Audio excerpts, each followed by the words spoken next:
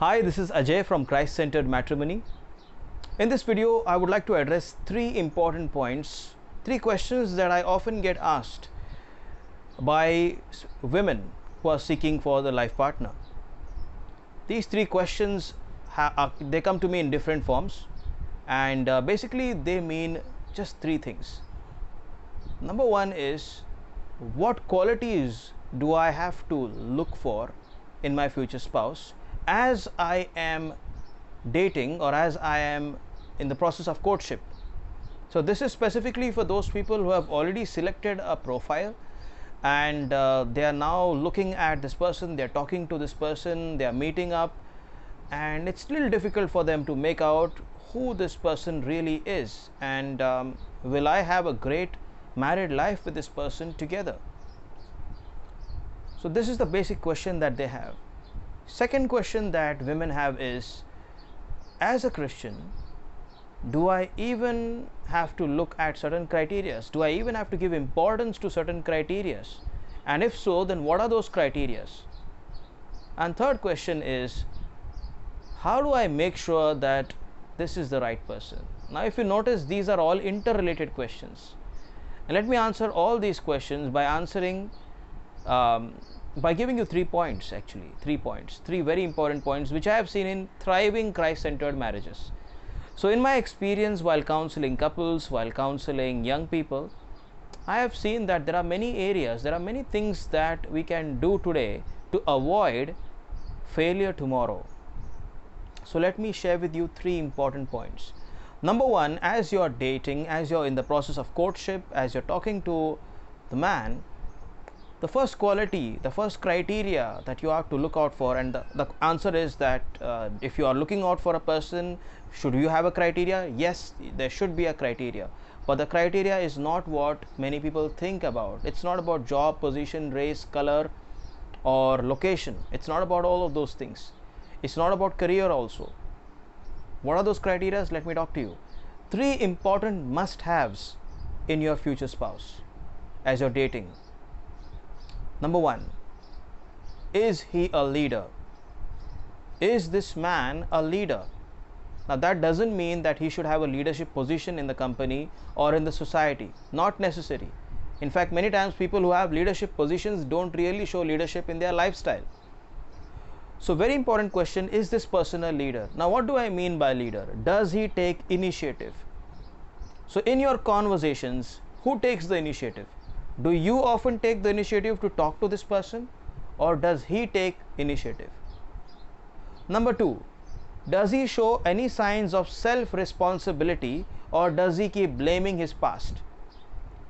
So does he dig out the past and keep blaming circumstances, or does he show responsibility as to where he is and why he is where he is? Does he show responsibility in his conversation? Number 3, a leader always walks the talk.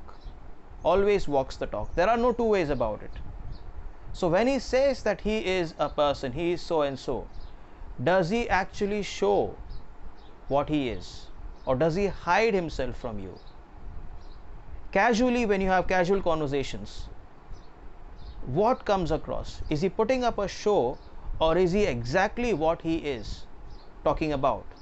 Does he show himself to be exactly what he is talking about? So these are the 3 things that you need to look at when you see whether he's a leader or not. Number 1, initiative. Number 2, self-responsibility. Number 3, walk the talk or integrity. Is he exactly who he is when he talks, when he walks? In his casual time, how is he? If he shows himself to be very spiritual, and then in the casual discussions, if he talks about things which make you squirm, like how can a spiritual person talk about or laugh about certain things? If you get that sixth sense, this insight, then you know what it is already. Leadership, very important. Number two criteria as you're talking to this person is, as you find out, is this person modest? Is he modest? Now often when it comes to modesty, we think about clothes, and we only think about women, that women ought to be modest. Modesty is beyond clothes. and it is not just for the women, it's for everyone. So is he modest? Now what do we mean by modest? The quality of your thoughts will be seen in the quality of your speech. When he speaks, does he talk with a pure language, or does he keep on using impure language? What goes on in the mind eventually comes out in speech. And that's the reason why, as you talk and as you find out, you ought to be very attentive towards these verbal cues about the speech. Number 2 is about the eyes. As he's talking to you, where do his eyes move? Is he intently looking at you and speaking, or is he distracted? Now he can be distracted by, probably he may choose to be distracted by looking at you at some other place.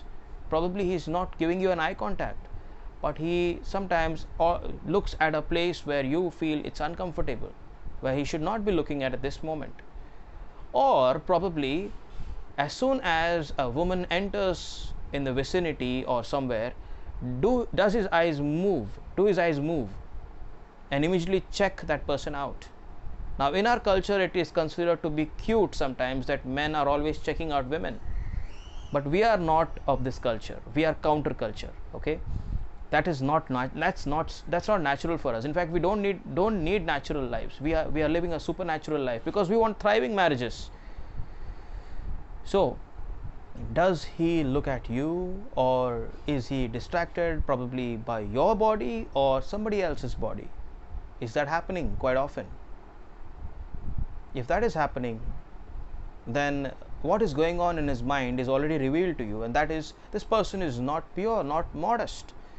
He doesn't know how to value someone, not just the body but also a person. He's not able to think beyond the body also. And if that is the case, this man needs growing up. He may be physically well built, but there's a lot of growing up to be done. This kind of a marriage can never thrive. This will only be a marriage of gratification. This will not be a true marriage. Modesty. Also, does he dress to impress, or does he dress to show who he really is? Does he wear clothes that evoke respect from you and from others? Does he wear clothes that evoke respect, or does he wear clothes which catch attention? Are there a lot of shirtless pics of this person going around the internet? If that is the case, this person needs a lot of growing up to be done. Not modest at all. If he does not know how to value his own body, he will not value your body. And if he doesn't know how to value and respect someone, that marriage can never last. Number 3, is this person a sitting thinker or an action taker? Very important. Is he a sitting thinker or action taker?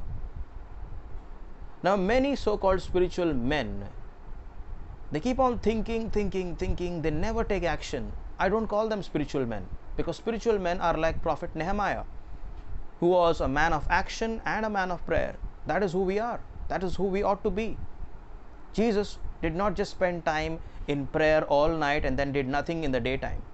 He was always taking action. So does this man take action? Does he talk about plans and never take action when you talk to him? Is he talking about certain things that he need to do, but he never does it? Never does it. It's taking forever for him to move. He says he's going to meet you, but he never takes the initiative to meet you. Is he delaying action? Is he saying that let's look for 1 year, let's look for 2 years, let's look for some more time? That kind of a man is not a man indeed, because he's not a man of action. So too much thinking and no action has destroyed personalities, has destroyed people, and you definitely don't want to be with such kind of a person, because chances are after marriage he will do the thinking and you will do the doing.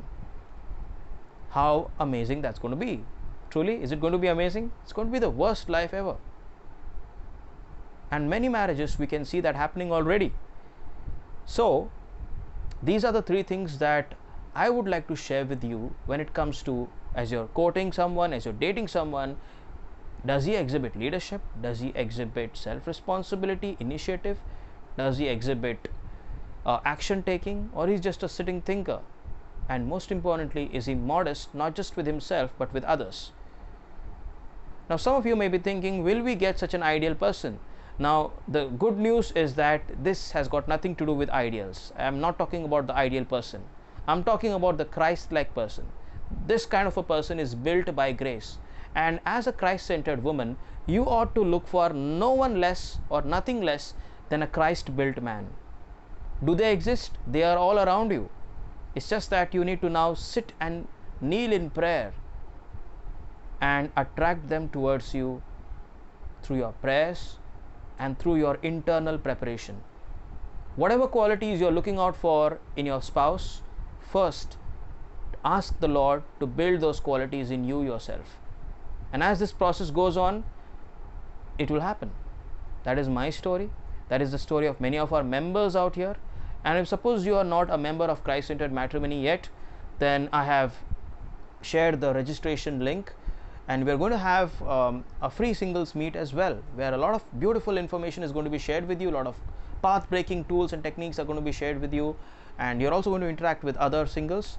So if you're not a member, check out for the link in the description and go ahead and register yourself, and you will see the work that we do here at Christ-Centered Matrimony.